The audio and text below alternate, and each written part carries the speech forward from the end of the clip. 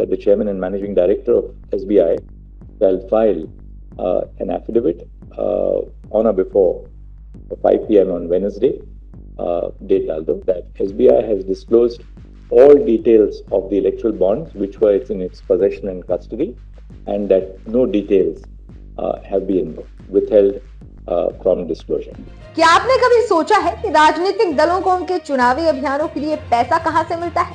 आज हम उस रहस्यमय दुनिया की पड़ताल करेंगे जहां अरबों के चुनावी बॉन्ड्स राजनीतिक दलों के खजाने में जमा होते हैं। आइए जानते हैं कौन से उद्योगपति और कंपनियां इन दलों को अपना समर्थन दे रहे हैं और क्या हो सकते हैं इसके निहितार्थ।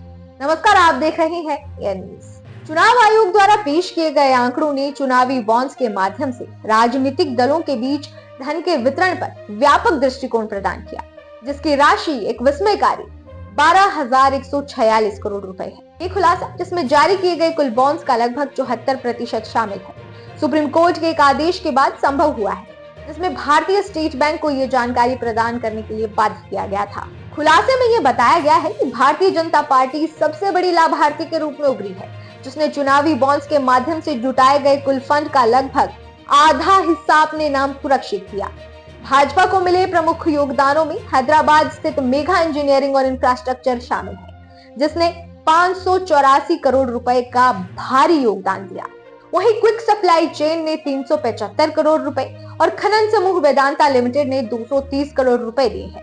इसके अलावा भारतीय एयरटेल ने भी प्रमुखता से योगदान दिया, जिसने पार्टी के खजाने में 183 करोड़ रुपए जमा किए हैं। वहीं दूसरी तरफ कांग्रेस पार्टी को वेदांता ने 125 करोड़ रुपए, एमकेजे इंटरप्राइजेज और संबंध फर्मों ने 120 करोड़ रुपए और मेघा समूहों के एक हिस्से western UP power transmission company से 110 करोड़ रुपए के महत्वपूर्ण योगदान प्राप्त हुए हैं। आंकड़ों से ये भी पता चला कि जहां 9 संस्थाओं ने भाजपा को 100 करोड़ रुपए से अधिक का दान दिया और अन्य 11 ने 50 करोड़ रुपए से 100 करोड़ रुपए के बीच योगदान दिया।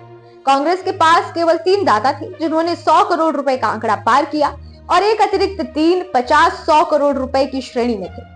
तृणमूल कांग्रेस, जो चुनावी बॉन्ड फंड की तीसरी सबसे बड़ी प्राप्तकर्ता के रूप में खड़ी थी, उसे future gaming and hotel services से 542 करोड़ रुपए का भारी योगदान प्राप्त हुआ।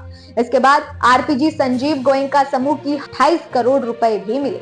विशेष रूप से फ्यूचर गेमिंग ने शीर्ष दाता के रूप में उभरते हुए अपने फंड्स के महत्वपूर्ण हिस्से को क्षेत्रीय दलों जैसे कि तृणमूल, डीएमके और वाईएसआरसीपी को आवंटित किया। साथ ही भाजपा को 100 करोड़ रुपए और कांग्रेस को 50 करोड़ रुपए का योगदान दिया है। मेगा इंजीनियरिंग, जो दूसरे सबसे बड़े दाता के रूप में सामने आई, उन्होंने भाजपा को 584 करोड़ का योगदान दिया, जबकि बीआरएस को 195 करोड़ रुपए और डीएमके को 85 करोड़ रुपए दिए हैं। क्विक सप्लाई, जिसे रिलायंस से जोड़ा गया है, उन्होंने भाजपा को 375 करोड़ रुपए दान किए और शिवसेना और एनसीपी को छोटी राशियां प्रदान की है। ये खुलासा हुआ है कि क्विक सप्लाई का रिलायंस से संबंध है।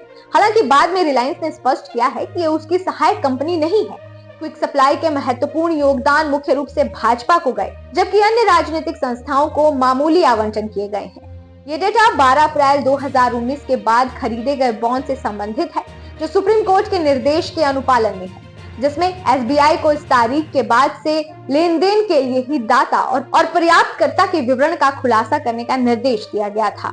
इन खुलासों ने राजनीतिक चंदे की पारदर्शिता और चुनावी बॉन्ड्स की प्रणाली के बारे में गंभीर सवाल उठा दिए। इस तरह के बड़े योगदान के साथ ये सवाल उठता है कि क्या दाता राजनीतिक प्रक्रिया पर अनुचित प्रभाव डाल सकते हैं और क्या इसके नीति निर्माण पर असर पड़ सकता है। इसके अलावा चुनावी बॉन्ड्स की गोपनीयता ने भी चिंता बढ़ाई है, क्योंकि ये जनता के लिए ये जानना कठिन बनता है कि कौन सी कंपनियां और व्यक्ति राजनीतिक दलों को धन दे रहे हैं। ऐसे में चुनावी बॉन्ड्स के माध्यम से राजनीतिक दलों को मिले धन का ये खुलासा भारतीय राजनीति में धन के प्रवाह और उसके प्रभाव को समझने के लिए एक महत्वपूर्ण जानकारी प्रदान करता है। ये न केवल राजनीतिक दलों के वित्त पोषण के तरीकों पर प्रकाश डालता है, बल्कि ये भी संकेत देता है कि चुनावी बॉन्ड्स की वर्तमान प्रणाली में सुधार की आवश्यकता है। नमस्कार, आप देख रहे थे एयर न्यूज।